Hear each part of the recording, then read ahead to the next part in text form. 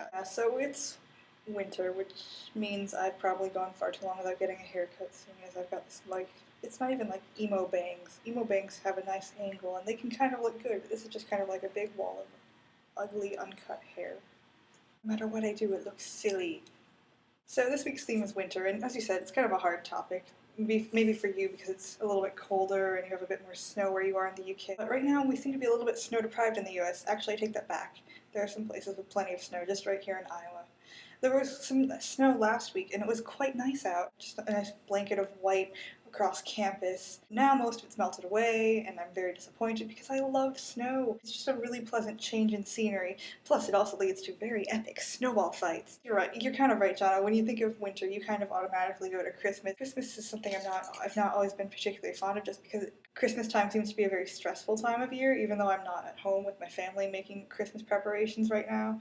When I get home and I'm with my family and it's Christmas, I'm sure it will be very stressful. My roommate and I haven't really done anything for Christmas. Last year we were pretty enthusiastic about it. Like we had a nice little nativity scene out of some of the things we had lying around the room and tinsel and lights, but this year it's just kind of messy and we're both busy studying for final exams that are going to be in a week or so. I guess other than Christmas, another thing that I always really like about winter is just warmth, wearing hats and scarves that I never get to wear throughout the year, and I become especially fond of things like soup and Poptarts. They're terribly unhealthy for you. On a side note, do you have Poptarts in the UK? Just curious. It's nice to have a cold day with some hot soup or some hot cocoa or a hot Pop-Tart. Other than that, though, I had my first roller derby practice, which was exciting. There was a lot of falling, but it was mostly intentional. We learned how to do things called rock stars. Like a glorified knee slide, and it looks much cooler when you're, on wheels. I agree with you. I kind of like having the challenges.